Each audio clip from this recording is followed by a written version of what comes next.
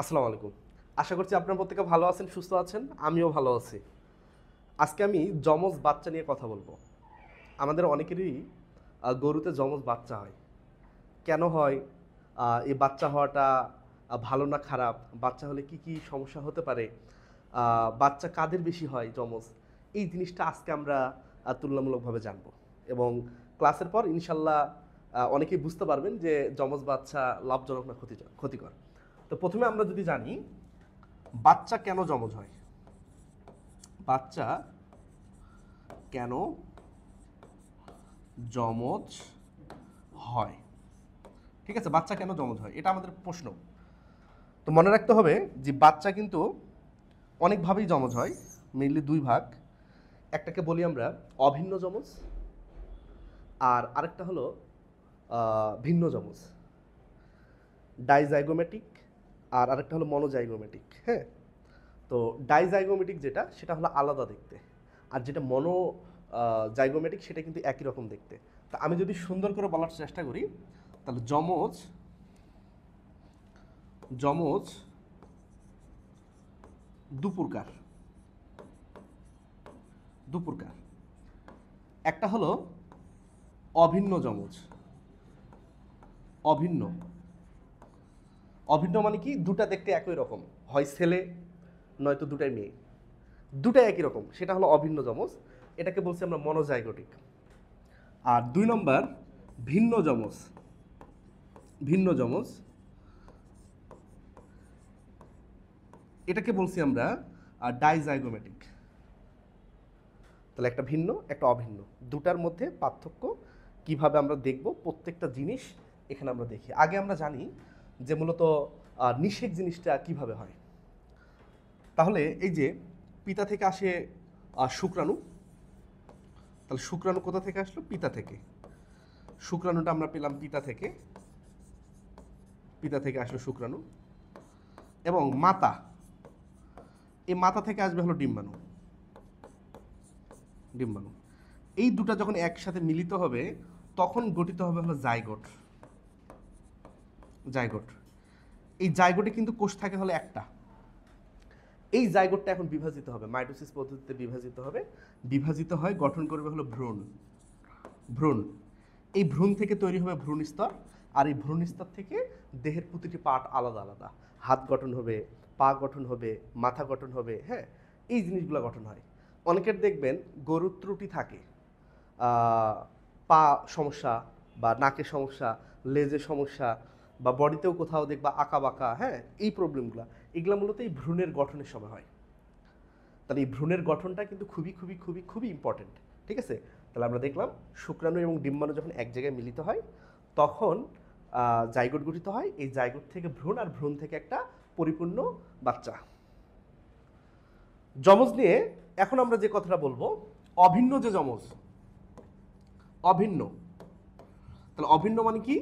দুটা দেখতে একই রকম। এটা কিভাবে হয় সুন্দর করে বোঝার চেষ্টা করি। মানুষের ক্ষেত্রেও কিন্তু ওটা প্রায় একই। তো শুক্রাণু, শুক্রাণু প্লাস ডিম্বাণু, এই দুটা যখন মিলিত হয় আমরা কি বললাম? জাইগোট, তাই তো? এটাই বলেছি আমরা, জাইগোট গঠন হয়। এই জাইগোটটাতে এখন হবে মাইটোসিস গঠন। মাইটোসিস কোষ বিভাজন। কোষ বিভাজন তিন প্রকার: অ্যামাইটোসিস, মাইটোসিস, মিওসিস। এবং আপনারা হয়তো অনেকেই জানেন, অনেকে জানেন না। মাইটোসিস হলো এমন একটা কোষ বিভাজন যেখানে একটা থেকে দুটা হবে কোষ, দুটা থেকে চারটা হবে, চারটা থেকে আটটা হবে, মানে ডাবল বাড়বে। এবং প্রত্যেকটা কোষ আকার, আকৃতি, গুণগত মান সব দিক দিয়ে একই হবে। এই জাইগোটটা, এইরকম যে কোষ, এই জাইগোটটা এখানে দুই ভাগে ভাগ হয়ে যাবে। এই রকম হবে একটা ভাগ এবং এই রকম হবে আরেকটা ভাগ, এবং দুটা দেখতে হুবহু একই রকম, জেনেটিক বৈশিষ্ট্য একই রকম। ঠিক আছে, তাহলে এই যে জাইগোট, এই জাইগোটটা এখন সুন্দর করে ভ্রূণ তৈরি করবে, ভ্রূণ। এবং এই যে জাইগোট, এই জাইগোটটাও কিন্তু আলাদাভাবে ভ্রূণ তৈরি করবে, কোনো কথা ছাড়াই। তাহলে এখান থেকে ভ্রূণস্তর পরিপূর্ণ একটা বাচ্চা, এখান থেকে ভ্রূণস্তর পরিপক্ক একটা বাচ্চা। তাহলে এই যে বাচ্চাটা, এই বাচ্চা হয় দুটাই হবে ছেলে, দুটাই ছেলে, অথবা দুটাই মেয়ে, দুটাই মেয়ে, দুটাই ছেলে অথবা দুটাই মেয়ে, মানে এটা এইরকমই। তাহলে অভিন্ন যমজের ক্ষেত্রে কি হয়, দুটাই ছেলে নয়তো দুটাই মেয়ে। তাহলে একটা শুক্রাণু ডিম্বাণু মিলিত হলো, জাইগোট গঠন করলো। এই একটা জাইগোট থেকে একটাই বাচ্চা হওয়ার কথা, কিন্তু এখানে মাইটোসিস কোষ বিভাজন হওয়ার পর জাইগোট যদি দুই ভাগে বিভক্ত হয়, তাহলে এটা একটা জাইগোট, এটা একটা জাইগোট, আর এটা আরেকটা জাইগোট, জাইগোট। এই দুটা জাইগোট পরবর্তীতে এদের আবার বিভাজন হলো, হওয়ার পর এই জাইগোট থেকে একটা ভ্রূণ, এখান থেকে একটা ভ্রূণ। তাহলে এখান থেকে আমরা বাচ্চা পাবো কয়টা? একটা না পায় পাবো হলো দুইটা, তিনটাও হতে পারে। এখান থেকে আবার যদি ভাগ হয় তিনটাও হতে পারে, ওটাও আমি দেখাচ্ছি। এক্ষেত্রে গর্ভফুল যেটা আছে প্লাসেন্টা, গর্ভফুল একটাও হতে পারে, আবার গর্ভফুল দুটাও হতে পারে। তবে সচরাচর ক্ষেত্রে এই ক্ষেত্রে গর্ভফুল তুলনামূলক একটাই বেশি দেখা গেছে, তবে দুটাও হতে পারে, আমি বললামই তো। তাহলে গর্ভফুল বাচ্চা হওয়ার পরে পরে এটা একটাও পড়তে পারে, দুটাও পড়তে পারে। তো যাদের বাচ্চা এরকম জমজ হবে তারা কিন্তু একটু সাবধানে থাকতে হবে যে গর্ভফুল পড়তেছে কিনা, পড়লে গরু আবার খাচ্ছে কিনা, এটা কিন্তু সমস্যা। একটু বসে থাকতে হবে, যে ডাবল বাচ্চা হয়েছে মানে 1, 1.5, 2, 4, 5 ঘন্টা অন্তত কেউ না কেউ ওই আশেপাশেই বসে থাকবে। আর যদি একটাও না পড়ে সেক্ষেত্রে কিন্তু ডাক্তারের শরণাপন্ন হতে হবে। তো এই গেল আমাদের অভিন্ন যমজ। এরা দেখতে একই রকম, আকার আকৃতিতে একই রকম, বর্ণও একই রকম হবে, এবং এবং হয় দুটা ছেলে হবে নাহলে দুটা মেয়ে হবে। এটা গেল অভিন্ন যমজ। এখন যদি আমরা ভিন্ন যমজটা দেখি, ভিন্ন, ভিন্ন তো আলাদা, এটা তো বুঝতেছেন। এখানে শুক্রাণু তো একবার যৌনজনন হলে, যখন গরুকে আমরা সিমেন্ট দিচ্ছি, এআই করতেছি, তখন সেখানে কিন্তু একসাথে একাধিক শুক্রাণু দেওয়া হয়। এর মধ্যে যেটা সব থেকে বেশি সুস্থ সবল, যেটা ডিম্বাণুর যে আবরণ থাকে, আবরণটাকে ভেদ করে ঢুকতে পারে, ওটাই কিন্তু নিষেধ করে। আর একটা ঢোকার পর ডিম্বাণু আর কাউকে পারমিট দেয় না যে তোমরা ঢোকো। একটা ঢোকার পর ওটাই তখন নিষেধ করে। হ্যাঁ, তো যে সবচেয়ে সুস্থ সবল, যে দ্রুত যেতে পারবে, সেই কিন্তু কি করবে, সেই কিন্তু নিষেধটা সম্পূর্ণ করবে। আর যে দুর্বল সে কিন্তু যেতে পারবে না। তাহলে এখানে দেখলাম ভিন্ন যমজের ক্ষেত্রে মনে রাখবেন, এখানে ডিম্বাণু থাকে হলো দুইটা, এখানে ডিম্বাণু থাকবে দুইটা। ডিম্বাণু দুটা থাকলে শুক্রাণু তো হাজার হাজার আছে, শুক্রাণু নিয়ে সমস্যা নাই। ডিম্বাণু যদি এখানে 3টাও যায় তাও কোনো সমস্যা নেই, 4টাও যদি হয় ডিম্বাণু তাও কোনো সমস্যা নেই। মানে ডিম্বাণু যতগুলো থাকবে শুক্রাণু অ্যাভেলেবেল আছেই। তাহলে এক্ষেত্রে কি হয়, এই যে একটা ডিম্বাণু, এই যে একটা ডিম্বাণু, আর ডিম্বাণু, এই ডিম্বাণুটা একটা শুক্রাণু দ্বারা নিষিক্ত হয়,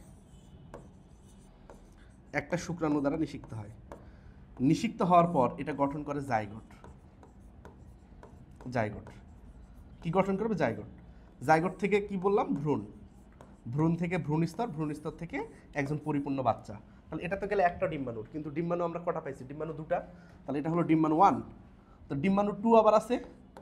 তাহলে এই যে ডিম্বাণু 2, ডিম্বাণু 2 এটার সাথে কে বিক্রিয়া করবে? এটার সাথে শুক্রাণু, আরেকটা শুক্রাণু, শুক্রাণু বিক্রিয়া করে এটাও গঠন করবে হলো জাইগোট। জাইগোট, জাইগোট হলো এই যে জাইগোট। এখান থেকে তৈরি হবে ভ্রূণ, ভ্রূণ থেকে পরিপূর্ণ একজন শিশু। তাহলে এটাকে যদি আমরা বলি 1 নম্বর, এটাকে দিলাম আমরা ধরো 2 নম্বর। তাহলে এই যে দেখেন ভাই, এখান থেকে হলো একটা বাচ্চা, এবং এই জিনিসটা থেকে হলো কিন্তু একটা বাচ্চা। তাহলে এটা হলো 2টা। তাহলে 2টার সত্য হলো কি, যে এই সত্যটা কি, ভিন্নটার কি, এটা ভিন্নটা হলো 2টা আলাদা ডিম্বাণুই লাগবে। অনেকের বলতে পারে ভাই 3টা হয়েছে। হ্যাঁ, 3টা যদি ডিম্বাণু কোনো ক্রমে রিলিজ হয়, 3টাও হতে পারে, 4টাও হতে পারে। 4টা যদি ডিম্বাণু রিলিজ হয়, শুক্রাণু সেখানে অ্যাভেলেবল, তাহলে বাচ্চা কিন্তু 4টাই হবে। এক্ষেত্রে বাচ্চা কেমন হতে পারে জানেন? বাচ্চা ছেলে হতে পারে 2টাই, মানুষের ক্ষেত্রেও একই। হ্যাঁ, ছেলে 2টা হতে পারে, আবার মেয়েও 2টা হতে পারে। তাহলে আপনারা অনেকে বলতে পারেন ভাই প্রথমটার সাথে তো মিলে গেল, ওখানেও তো ছেলে 2টা মেয়ে 2টা। ভিন্ন যে যমজ, এই যে অভিন্ন যে যমজ, এখানে যে 2টা ছেলে এবং 2টা মেয়ে হবে, এরা কিন্তু হুবহু দেখতে একই রকম, আলাদা হবে না। আর আর এখানে যে যমজটা হবে, হ্যাঁ, এখানে যে ভিন্ন যমজের যে বাচ্চাটা হবে, 2টা ছেলে হলেও 2টা 2 রকমের হবে, 2টা মেয়ে হলেও 2টা 2 রকমের হবে। আরেকটা জিনিস এখানে হতে পারে, এখানে 3 নম্বর আরেকটা কন্ডিশন হতে পারে যে একটা ছেলে এবং একটা মেয়ে হতে পারে। কিন্তু এখানে একটা ঝামেলা আছে, কি ঝামেলা? যখন এই যে ভিন্ন জমজে যখন একটা ছেলে একটা মেয়ে হবে, এই ছেলের কোনো সমস্যা হয় না, এই মেয়েটার কিন্তু একটা সমস্যা হয়। এই মেয়েটা ইনফার্টিল হতে পারে। ইনফার্টাইল মানে বন্ধা। আর বন্ধা মানে তো আপনারা বোঝেন, বাচ্চা হয় না। মানে একটা ভিন্ন জমজের ক্ষেত্রে একটা মেয়ে আর একটা যখন ছেলে হয়, ছেলেটার জেনেটিক্যালি অনেক ক্ষেত্রে প্রবলেম হয় না, কোনো ক্ষেত্রেই হয়তো বা হয় না, আর মেয়েটারও অনেক ক্ষেত্রে হয় না। কিন্তু মাঝে মাঝে মেয়েটা ইনফার্টিল হয়, মানে তার কোনো বংশ বিস্তারের ক্ষমতা থাকে না, বন্ধা। ঠিক আছে, বন্ধা হয়। এই জিনিসটাকে আমরা বলছি হলো ফ্রি মার্টিন।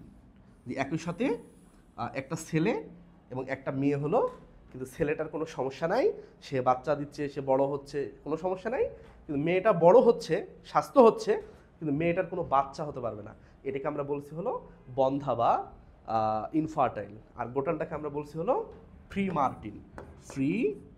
ফ্রি মার্টিন, এই হলো অবস্থা। এখন আমরা একটু জানি যে কাদের মূলত বেশি জমজ হয়, জমজ কাদের হয়, জমজ কাদের বেশি হয়, কাদের বেশি হয়? মনে রাখবেন ভাই, যমজ কিন্তু স্বাভাবিক ঘটনা না, এটা একটা অস্বাভাবিক ঘটনা। হ্যাঁ, তাহলে যমজ মাত্র 1 থেকে 4% বাচ্চার মাত্র যমজ হয়। যে আপনার যদি 100টা গরু থাকে, একটা গরুরও যমজ বাচ্চা হতে পারে, অথবা সর্বোচ্চ 4টা পর্যন্ত যমজ হতে পারে। 100টার মধ্যে মাত্র 4টা গরুর যমজ হয়েছে। তাহলে যমজ মূলত কাদের বেশি হয়? মনে রাখবেন, উন্নত জাতের যে গাভীগুলো থাকে, যেমন উন্নত জাতের গাভী, যেমন আমরা বলতে পারি হলস্টেইন ফ্রিজিয়ান বলতে পারি। হলস্টেইন ফ্রিজিয়ানের অসংখ্য যমজ হয়। মাঝে মধ্যে আমরা শাহিওয়ালেরও দেখতে পারি। হ্যাঁ, শাহিওয়ালেরও আমরা দেখতে পারি যে যমজ হয়েছে। 2 নম্বর হতে পারে পূর্বে যমজ হয়েছে এমন গাভীর, পূর্বে যমজ বাচ্চা হয়েছে এমন গাভীর যমজ বেশি হয়।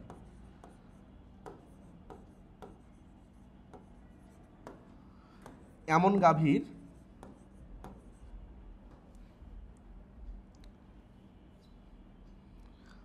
গাভীর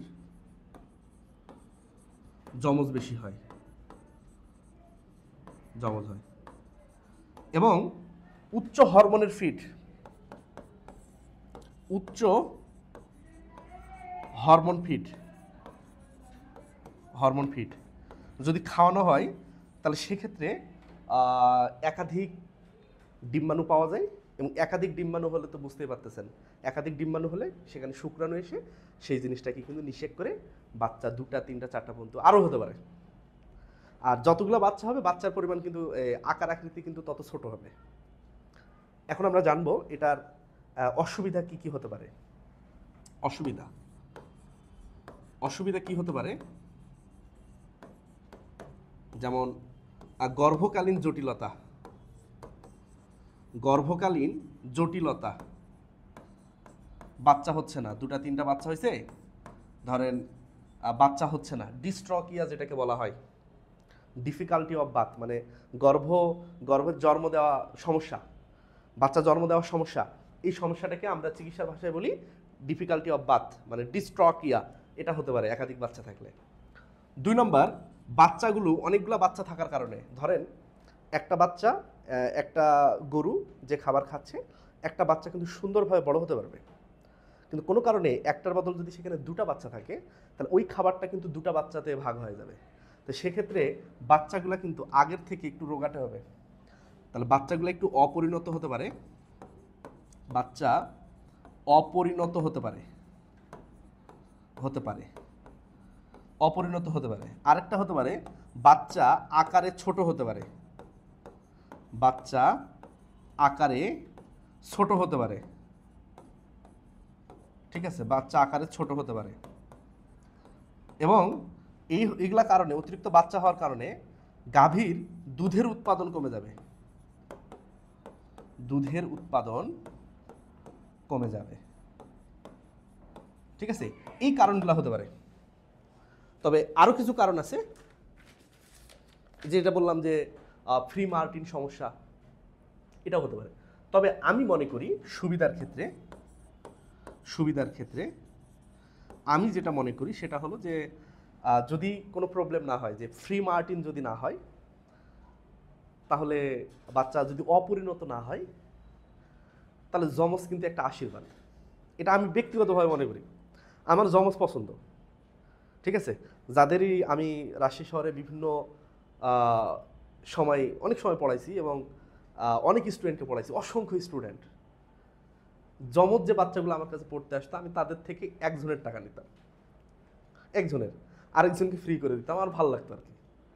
তা আমি অলমোস্ট 20 জন যমজকে পড়াইছি, মানে 20 জন মানে 20 গুণন 2, 40টা। তো এদের থেকে কিন্তু আমি কোর্স ফি অর্ধেক নিয়েছিলাম। আমার খুব ভালো লাগে যমজ বাচ্চা।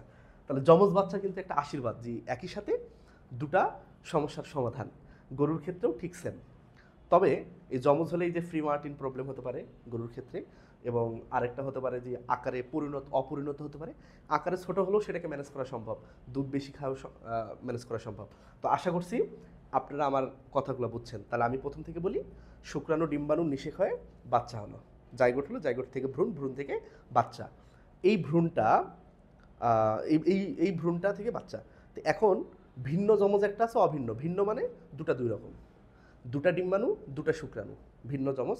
অভিন্ন মানে একটা ডিম্বাণু একটা শুক্রাণু, জাইগোট। এই জাইগোটটা দুই ভাগে ভাগ হয়ে বাচ্চা হলো। এই বাচ্চা দুটো দেখতে একই রকম, হয় দুটা ছেলে নাহলে দুটা মেয়ে। প্লাসেন্টা একটাও হতে পারে, দুটাও হতে পারে। ঠিক আছে, আরেকটা কথা যদি এখানে বলা হয়, এই যে এখানে এদের কিন্তু প্লাসেন্টা আলাদা হবে, কারণ দেখাই যাচ্ছে যে এটার একটা কন্ডিশন, এটার একটা কন্ডিশন। তাহলে এখানে একটা প্লাসেন্টা, এখানে কিন্তু আরেকটা প্লাসেন্টা। যে ভিন্ন যমজের ক্ষেত্রে দুটা প্লাসেন্টা অল টাইম থাকবে, আর অভিন্ন যমজের ক্ষেত্রে একটাও থাকতে পারে, দুটাও থাকতে পারে।